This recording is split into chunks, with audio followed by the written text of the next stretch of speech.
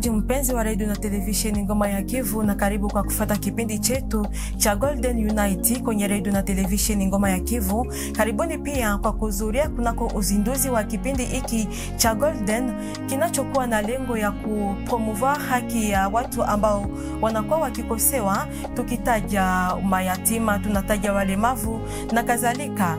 Alafu hapa kwenye studioni tutakuwa na viongozi wa vikundi mbalimbali ambao tutakuwa na pasta na tutakuwa pia na kiongozi wa Golden Unite ambaye anakuwa coordinator. Na kuwakaribisha, tutaanza na Pastor Bonfils Miringane, anaweza kukaribia. Na kwa mwisho tuko na coordinator wa Golden Unite ambaye ni Vital Baraka, naye pia anaweza kukaribia. Asante.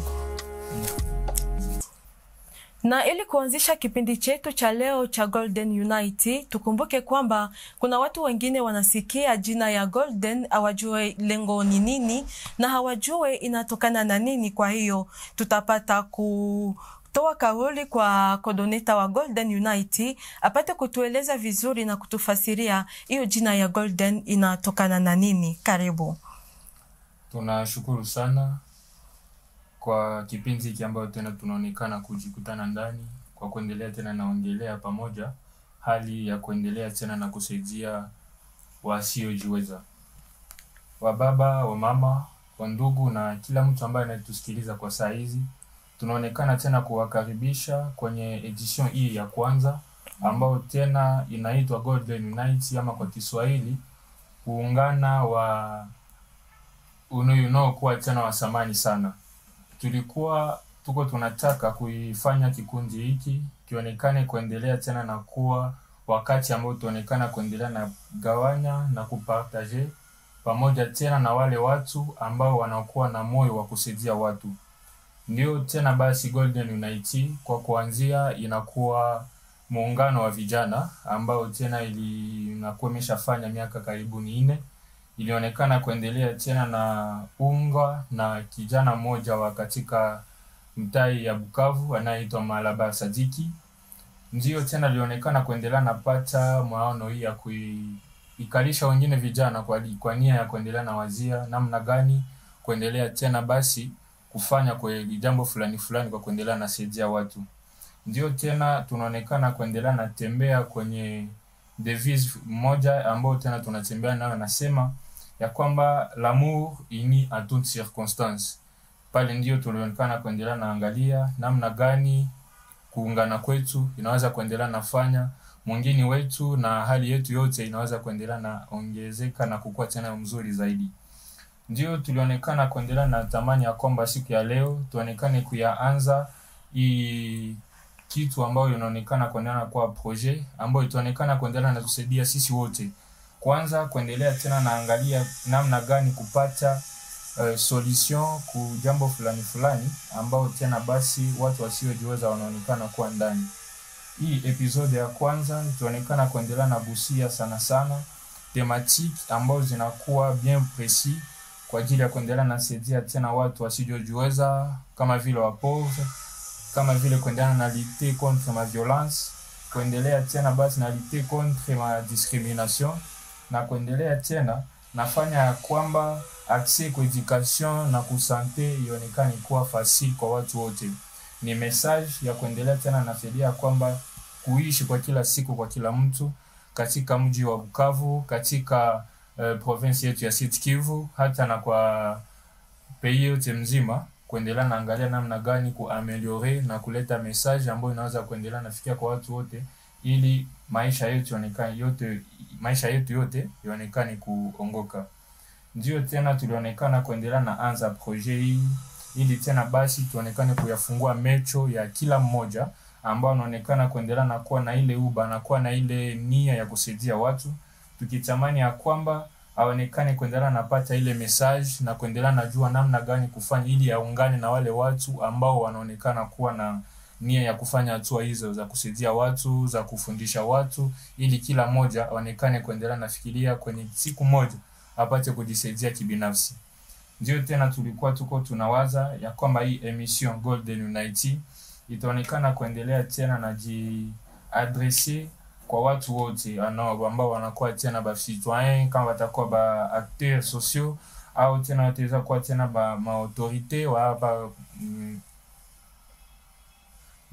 ama itaweza kuwa tena ba autorité hapa kwenye mji wetu kama dunia nzima. Tuko naleta message hii kwa sababu ya kuendelea tena na fikisha watu wasiojiweza sisi tuonekane kuwa sauti yao. Ndivyo tena basi naendelea nasema asante kwa kuwa tena basi kuanzia siku ya leo tutaonekana kuendelea tena na kuwa pamoja. Tunawaita nyinyi wote mnaotusikiliza kwa saa hizi, mnaokuwa nafasi hapa kwa saa hizi, muonekane kuendelea tena na bakia mkikuwa mko connected. Tutakuwa tuko napitisha wakati pamoja kupitia kikundi hiki. Tunasema asante kabisa. Asante sana. Asante kwa kiongozi wa Golden Unity, na tusikilize pia Pastor Biringane Bonfils ambaye atakuwa akituelezea umuhimu wa kutoa misaada kulingana na Biblia. Karibu. Asante sana. Tunakuwa na shukrani kwanza kwa Mungu kwa ajili ya siku ya leo. Lakini pia ninashukuru pia RTNK ambao wametupatia space hii ya kuzungumzia habari ya watu ambao wana matatizo katika dunia hii. Lakini pia asante pia kwa mwandishi wa habari ambaye anapresente emission hii. Tunashukuru sana.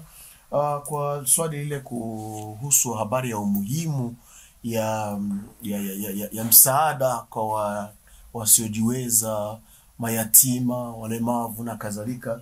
Hii ni swala ambalo Biblia inaongelea sana kabisa sana. Kwa jinsi Mungu anaongelea katika Biblia sana. Kwa jinsi ujaribu kuangalia katika Biblia utaona kwamba hata wakati Yesu Kristo amekuja duniani hapa alishughulika sana na watu wasiojiweza. Watu walikuwa na shida, walikuwa na magonjwa, ambao walikuwa mayatima, walikuwa matatizo mbalimbali. Yesu alishughulika na ile sana. So ukiangalia katika Biblia utaona kwamba Mungu hata anajiita kwamba yeye ni baba wa mayatima na bwana wa wajane. Ile ni katika Zaburi ya 68 mstari ule wa 5. Utaona kama Mungu anajiita hivyo. Kwa jinsi ile ni namna ya kuweza kuonyesha kwamba Mungu anajishughulisha sana na watu wenye matatizo, wenye shida, wenye magumu. Na watu ambao wanafikiria watu kama na wale wenye shida, Mungu pia anawapenda. Mungu pia anatiaka mkono kwa mawazo kama na yale.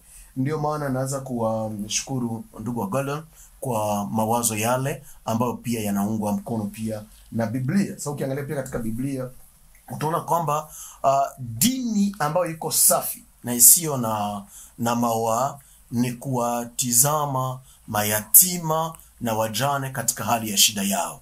Na Biblia inasema ile katika Yakobo sura 1 mstari wa 2-7 inasema juu ya ile ya kwamba religion ambayo iko pure et sans tache ni kuvisite wale, kutizama wale wa mayatima na wajane katika hali ya masumbufu yao. Wakati mnafikiria vile antuka ile Biblia antuka kuna ina msingi katika Biblia, katika neno la Mungu, na Mungu anafurahia ile. Ndio maana mimi kama pastor, kama mchungaji naweza kuwa encourager kwa ajili ya ile mawazo. Iko mawazo mazuri, ile ni mawazo ambayo naomba iungwe mkono pia hata na watu wengine wanaoyasikia.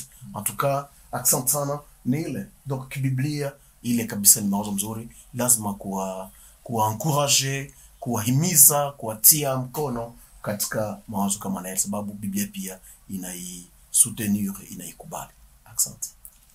Asante. Tunaelekea kwako Vital Baraka, kwa kuwa unakuwa coordinator wa Golden Unity, unaweza kutufasiria kwa urefu neno ukosefu, neno vulnerabilite inakuwa kwa urefu na fasiria kabisa, na wakati gani mtu anaweza kueleza juu ya vulnerabilite na ni wakati gani mtu anaonekana kuwa vulnerable? Asante sana kwa kauli tena kwa tuambia tuonekane kuendelea na yafasiria kwa upane neno vulnerabilité. Vulnerabilité kwa Kifaransa yanaonekana kuwa kitu ambacho kinaweza kulumizwa, kitu ambacho kinalumizwa, kitu kinakuwa tellement fragile, ni kitu kinyakijiweze. Asa tulionekana kuendelea nasema kwamba tuifanye emission hii kuendelea tena basi na combattre vulnerabilité sous toutes ses formes. Mohali ambayo tunaonekana kuendelea nasema ya kwamba anayekuwa vulnerable haiko tu kilema, haiko tu mlemavu, haiko tu mjane, haiko tu mtoto aliyepoteza wazazi, lakini anaweza kuwa vulnerable, mtu mwingine anaonekana kuwa na uzima wote wa mwili lakini haonekani kuutumia. Ndio tena message tulikuwa tu kuendelea, nataka ya kwamba tupartage wakati huu kuendelea tena naoneshelea wale ambao wanaokuwa na moyo wa kusaidia watu, kuendelea na wazogelea wasiojiweza kwanza, ambao tena tunaonekana kuendelea tena na wataja walemavu kama vile tulivyosema, wajane kama vile tulivyosema, tena watoto ambao waliopoteza wazazi, watu ambao tena basi wanaonekana kuishi namna ambao wasiojiweza, tuonekane kuwazogelea kama vile tunaonekana kuendelea naifanya kwa kawaida wetu. Miaka 4 hii imeshafika tena katika kikundi hiki cha vijana Golden Unity. Tunataka kwamba hii mawazo tuipartage na watu wengine, tukiwaoneshelea kwamba sisi wenyewe tu tunaweza kufanya hiki, lakini kama wanaweza kuyafanya wao binafsi, wateza hata kutuambwatele pa kutumika pamoja nasi ama kukombatre pamoja hii vulnerability. Kila mtu nafasi anapokuwa, unaweza kuwa na kijana mnyumba lakini unakutana amejitoa tu kwenye pombe, kwenye kuvuta bangi, wala kwa kufanya fujo katika mingine. Sisi kama vijana tunawaita tena, wakionekana kuendelea nafuatilia maneno yetu, formation zetu, tunaonekana kuendelea nafanya vijana wakati wa kukutanana kwa kuendelea tena na kombatre ile hali ya kustojiweza na hali ya kuwafikiria waonekane kuwa wasamani mkubwa sana katika society ya kwetu. Ndio tena basi naweza kusema, nawaza kwa kipande neno ambayo li vulnerability na kuyaangalia tena namna gani kuendelea na yapunguza kwa hali ya nchi yetu. Nawaza ile jambo tukiyafikiria na kuyafikiria sisi wote, tunaweza kufanya kitu kinachokuwa kikubwa sana katika mwingine wetu. Asante sana. Asante kwako coordinator, na tukielekea kwako pasta, tukikuuliza ni shauri gani unaweza toa kwa mtu ambaye anakuwa na chakupana lakini hataki kusaidia watu ambao wanakosewa? Asante sana kwa swali mwandishi wa habari. Kuwa na uwezo wa kufanya jambo la mzuri na kutolifanya, Biblia inatuonyesha kwamba ile ni dhambi. Katika Biblia ndani ya Yakobo sura 4 mstari wa 17 inasema kwamba mtu kujua kutenda wema na siutende kwake mtu yule ni dhambi. Inataka kuonyesha kwamba wakati mtu ana uwezo wa kumtendea mtu mwingine mema, lazima anaufanya. Na ndio maana ni lazima sana kabisa kutenda wema, kusaidia wengine ambao hawajiwezi, kama vile Mungu alivyowasaidia watu katika mahitaji yao mbalimbali. Hiyo pia inatuomba pia ni si wanadamu kusaidiana pia katikati yetu. Ile ni jambo la muhimu sana, sababu Biblia inaitaka. Na ukiangalia katika Biblia yako pia katika Injili ya Mathayo sura 25 mstari wa 32 mpaka 14, mtu akisoma pale katika Biblia utaona ya kwamba Yesu Kristo ameonyesha ya kwamba ni muhimu sana kabisa kuwatendea watu walio dhaifu, walio wasiojiweza, kuwatendea mema. Na wakati unawatendea wale watu ni kama unamtendea Mungu. Ndio maana na nyuma ya ile pia hata ina malipo. Ndio maana ni ya maana sana kabisa kila mtu ambaye anayesikia habari kama na ile ya watu wasiojiweza, ni maana sana kuguswa katika moyo na kuwasaidia watu wengine. Ile ni jambo la muhimu sana kabisa kwa watu, sababu Biblia pia ile inatiliwa mkazo sana kabisa, sababu matendo mazuri tunaifanyia kwa watu haipitaki bure, haikuwa inapita bure kabisa. Ile tunaifanyia wanyonge, wale ambao hawajiwezi, ile kitu inabakiaka inatufuata. Kwa gisi ile unakula inaweza kupita, lakini ile ulimtendea mtu mwingine, hata wakati mtu atakuwa haiko tena, ili tabaki iko nasema aliyoifanyia mtu mwingine. Ndio maana kuna watu ambao leo wanakuwa hawako, lakini mambo walifanyia watu wengine yanabakia nasemwa mpaka leo. Wala ndio maana ni ya maana sana kabisa watu kusikia wanaguswa na jambo kama na ile, na kuencourager Gordon katika hii vision ya msaada kwa watu, katika hii vision ya msaada kwa watu wasiojiweza zaidi, na kuangalia kisi ya kuwasaidia na wao wapate uwezo fulani, sababu mtu anaweza kuwa hajiwezi leo, lakini kama anakuwa soutenu na mtu mwingine, kesho pia naye anaweza kuwa na uwezo wa kujihami mwenyewe, wa kujisaidia mwenyewe, sababu amemsaidia katika ile hali ya unyonge alikuwa ndani mbele. Ndio maana ni ya maana kabisa kusutenire watu, kusikia ile na kusutenire Golden katika ile vision na kwa nayo. Asante sana.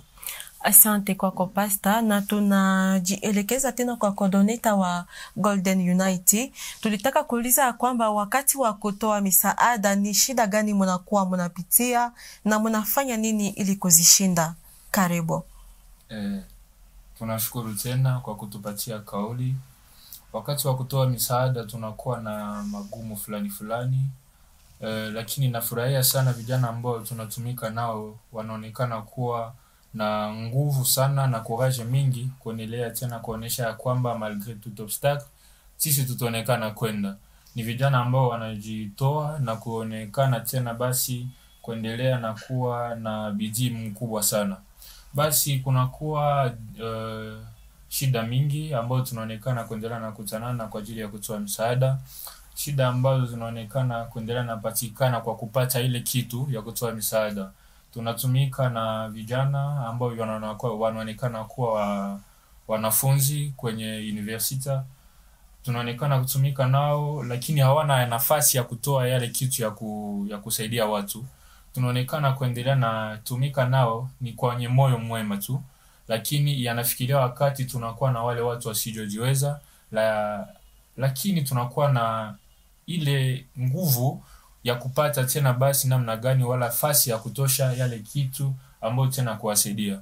Difficulty nyingine tunakuwa nayo inakuwa kupitia tena basi ya accessibility, uswa tukue na tuonekane kuwa na facility katika njia. Tukisema tunatoka mahali hapa kwenye ville tunaonekana kuelekea mahali fulani, tunakutanana na watu mjia wanaonekana kuwa wagent en sécurité, lakini kwa ajili waonekana kutupisha tupite limoya wanaonekana kuendelea na tuoneshelea kwamba haiwezekani, inawabidi kufanya hiki kile, ya tupasa hata kuacha vitu fulani kwenye njia ili tuonekane kuendelea na pita. Lakini osi tena tunaonekana kuendelea tena na kuwa na ugumu wa kupata watu ambao tunaweza kutumika nao. Unaonekana kuendelea tena na tembea katika mawazo ya kusema kwamba uchungu haiwezi kuivya yo wenyewe, inabidi kuonekana kuendelea na ongeza kitu fulani kwa kuleta tena kwenye chungu hiyo. Hasa ndivyo tena tunaonekana kuendelea na kuwa na ile difficulty. Kwa kila moja tunaonekana kuendelea na ita ili tuonekane kutembea pamoja naye, anaonekana kutuoneshelea ugumu wa kuendelea tena tembea pamoja nasi. Hasa ile kitu inaonekana kuendelea na kuwa na ugumu kwetu wa kutafuta ile partenariat na watu fulani, lakini kabla ile tunaonekana kuendelea na tumika malgré tout. Ma difficulties zingine zinaonekana kuendelea tena basi na kuwa kwenye facility wa kuendelea tena najua nafasi gani kuendelea napata watu wasijojiweza kwa ajili tuonekane kuwasaidia. Na fasi pengine tunaonekana kwenda lakini wengine wana watu facility ile namna gani ya kuongea nao, ya kukutana nao, kwa sababu wamewaza kwamba tunakuwa watu wabaya. Lakini tunaonekana kuendelea na pitisha tena message kupitia emission hii kuyaita population yote kuendelea tena nafanya waonekane kuendelea na facility njia ya vijana hao ambao wanakuwa tena na moyo mwema wa kuendelea tena natoa misaada kwa watu wengine. Tunaonekana kuendelea tena na jikutana na difficulty ya kuendelea tena na kumobilize community, ya kwamba ingekuwa sisi wote tunakuwa na hii mapendo, tuonekane kutumika pamoja, tukikuwa tena kama vikundi mbalimbali tutumike pamoja, kuchanga mawazo vile naweza kufanya kitu kikubwa sana kwenye mwingine wetu. Niyo tena basi tunaonekana kuendelea na tamani sana, tunaonekana kuendelea na ita watu ambao wanakuwa na uwezo wa kuendelea tena na ambwate mapambo tunatembea ndani, kuendelea tena na tusutenir, kuendelea tena na ongoza watu ambao wasijojiweza waonekane kuendelea na tutafuta wala tukutanane nao, tutumike pamoja na tuendelee tena na develope pamoja nchi yetu ya maanisha ya kwamba sisi wenyewe hatuwezi bakia tukiwa tukijiweza na kuna nafasi ambapo watu ambao tena wasijojiweza. Tunashukuru sana, na waza ile inakuwa kitu ambacho tunaweza kusema kwa udogo, lakini tunakutanana na ugumu mingi sana ili tena tuonekane kusaidia watu wasijojiweza. Asante sana Coordinator, na inaonekana kuwa watu wengi ambao hawatoi misaada wanajifariji kusema eti ni mimi nilimzaa, eti mimi ni mkubwa wake, eti mimi ni mdogo wake, na wanaonekana kwamba wanataka kupoteza, hawajui faida ambao wanaweza kutoa katika kutoa misaada, katika kusaidia mayatima, wajane, walemavu wote. Kwa hiyo tunataka kutoa kauli kwa Pastor Bonfils Miringane ambaye anaweza kutueleza ni faida gani mtu anaweza kutoa katika mtu anaweza kupata katika kutoa misaada kulingana na Biblia. Karibu. Asante sana. Faida iliyo katika kutenda mema ni mingi. Hata Biblia inatuambia kwamba tupa mkate wako baharini na utaulogotea hautapajua. Na ukiangalia katika Biblia pia utaona kwamba inaencourage sana watu kutenda mema, na mema hayozaki. Ndio maana wakati Paulo anaandika juu ya ile anasema msichoke katika kutenda mema, sababu mtavuna kwa wakati wake msipozimia moyo. Ile inaandikwa katika Biblia yetu katika Wagalatia sura ile ya 6 mstari wa kwanza kuanzia mstari wa 7 unashuka paka wa 10, utaiona ile inaandikwa vile. Maana lazima watu wasijizuie kutenda mema, sababu mema hayozaki. Sasa nisema pale mbele. Na kutenda mema haiombi kukua na vingi, porque mtu asaidie mtu mwingine ana shida. Inaomba kukua tu na utashi kwanza mzuri, kukua na upendo kwa ndugu, sababu hakuna mtu bila watu wengine. Kukua na upendo kwa ndugu, sababu ni vile Biblia inaonyesha. Ukiangalia katika Biblia utaona kwamba kuna mtu ambaye alitenda mema. Katika Biblia mfano mmoja tu, katika Matendo ya Mitume sura 9 mstari wa 39 mpaka 41. Utaona kuna mama mmoja anajulikana sana pale, wanamuita Tabitha Dorcas. Yule alifanya mema kwa wajane, na unapofanya kwa mjane unafanya kwa yatima pia. Alikuwa shonea tu manguo. Hakukuwa na mwayeza mingi, lakini alikuwa na mapendo kwa ndugu. Alifanya hilo. Na ukiangalia katika Biblia utaona kwamba nyuma ya pale alikufa. Sasa alikufa, wale wajane walitoka, walilia, walileta mpaka vile vitu waliweza kupokea kwa yule mja, kwa yule mshona, kwa yule Tabitha Dorcas, mpaka ikaomba Petro aende kule kwenda kuomba, na yule mwanamke akafufuka, akawa mzima tena. Juu ya nini? Juu ya matendo aliyoifanya kwa ajili ya watu ambao walikuwa wako vulnerable, walikuwa wako dhaifu. Ndio maana kufanya matendo ya mzuri kwa watu walio dhaifu ni lazima sana kabisa. Lazima kila mtu awe na ile moyo wa kuifanya. Na pale ningeprofiter en même temps nite na lancer un appel vraiment kwa watu wenye moyo mzuri, kwa makanisa, kwa maorganisation humanitaire, maorganisation za kiutu na kadhalika, kusutenir hii mawazo ya Golden, sababu ni mawazo ambayo inasaidia mtu kuishi. Mtu mwingine mwenye alikuwa sawa vile hana tena maisha, iko chini katika hali dhaifu, anapoinuka yule mtu anamlilia Mungu, na katika ile njia Mungu anabariki wale watu wafanya mema kama na ile. Tenda mema na uende, na kwa mwisho utavuna matunda yake baadaye. Inaweza kuwa haiko kwako directement leo, lakini kesho kwa uzao wako, kwa kazi yako na kadhalika nyuma ya pale. Ndio maana iko ya maana sana kabisa. Lazima kuto neglige, kutokuwa sababu ile mtu ana neglige ile habari ya muhimu sana, ambao katika ile kabisa nina encourager sana Golden katika ile mawazo, lakini pia ikiencourager pia meme pia RTNK pamoja na mwandishi wa habari ambaye tunaongea naye hapa, kuendelea kufanya sensibilisation sana na watu waisikie, na makanisa waiseme kwa makanisa, waiseme kwa makanisa mbalimbali, porque ile kitu kikuwa effective, itasaidia watu wengi kuishi badala ya kukufa mbele ya wakati. Toka huku naenda kule. Asante sana Pastor, na tunaelekea kwake Vital Baraka, kwa kuwa wewe ni coordinator wa Golden Unity, ni ujumbe gani unaweza toa kwa watu ambao wanakuwa katika Jamhuri ya Kidemokrasia ya Kongo, watu ambao wanakuwa jimboni Kivu Kusini, hasa zaidi katika jiji la Bukavu? Ni ujumbe gani unaweza kutoa kwao? Tunashukuru sana tena sana kabisa kwa muda huu ambao tunaonekana kuendelea na kuwa mahali hapa. Basi ujumbe wa kuwapatia watu wa Bukavu unaonekana kuendelea na waita tu. Sisi wote tuonekane kutumika pamoja. Sisi wote tuonekane kufanya kitu jambo kikubwa ambayo kituonekana kuendelea na maliza udhaifu huyu unayopatikana katika wanamemba wa Bukavu, katika watu wa mji huu. Basi na tunaonekana tena sana kusema aksanti kwa Pasteur Bonfils ambao alionekana kuendelea na tusoutenir tena kwa sauti moja ambao tulionekana kuendelea na muita. Akasema ya kwamba mawazo haya yanaonekana kuwa mazuri sana. Kama vile alivyoyafanya, tunawaita hivyo hivyo watu wote ambao wanaonekana kutusikiliza kwa saa hizi. Wapate tena nao kuendelea nafanya jambo kama na hili. Wasingeonekana kuendelea na acha vijana waonekane kuendelea na tembea hapo wao wenyewe, lakini tunakuwa na haja sana ya sagesse ya wababa wetu, ya wakubwa wetu, ya wapasta wetu kama vile baba wetu wanaonekana kuendelea nafanya.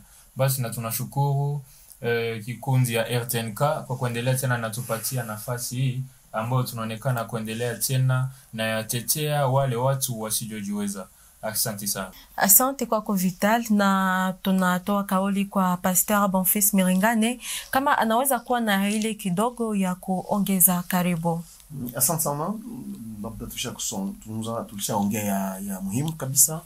Ninashukuru kwa majadiliano tumefanya hapa, na kitu ya kuongeza katika ile tu ni kushukuru Mungu tena kwa ajili ya hii rakonto tumekuwa nayo hapa, lakini pia ni neno pia ya kuhimiza waongozi wa Golden Unity kwa ajili ya hii mradi mzuri wanakuwa nayo. Mungu aendelee kuatia nguvu, waifanye vizuri mpaka kumwisho. Lakini pia kuendelea tena kuinterpelle tena wale wasikilizaji wetu wanaosikiliza na kutufuata kwa television, kujitahidi kuunga mkono hii mawazo, hii mpango, sababu haina ubaguzi ndani. Ni mpango ambao inasaidia watu wote bila ubaguzi wote ule katika ile. Anajua ile waunge mkono wa kufanya kitu afanye, iwe kidogo iwe mingi, na kusaidia poke watu waendelee. Na tuendelee kwa kusema asante sana kwa RTNK kupitia mwandishi wa habari wetu kwa ajili ya hii mpango. Natuka Mungu awabariki sana. Na sisi pia kwa upande tunaendelea kuombea pia Mungu aendelee kuwasaidia, aendelee kuwaongoza, tukiona kwamba hii mpango inaleta matunda mazuri katika mji wetu, katika jimbo letu, katika nchi yetu, katika kanisa la Kristo Yesu ulimwenguni kote. Asante. Basi tunafika mwisho wa kipindi chetu cha Golden Unity. Ilikuwa ikitolewa kwenye radio na televisheni Ngoma ya Kivu. Tunaenda kutoa aksanti kubwa kwa wote ambao walihudhuria, hasa zaidi kwa waalikwa wetu. Hapa tulikuwa naye Pasteur Bonfils Miringane, na pia tulikuwa na kiongozi wa Golden Unity ambaye anakuwa ni coordinator ambaye ni Vital Baraka. Asante pia kwa watu waliohudhuria. Kumbuka kuwa kwenye ufundi wa mitambo tulikuwa naye Ushindi Tabent pamoja na Elena Juma. Kwa heri.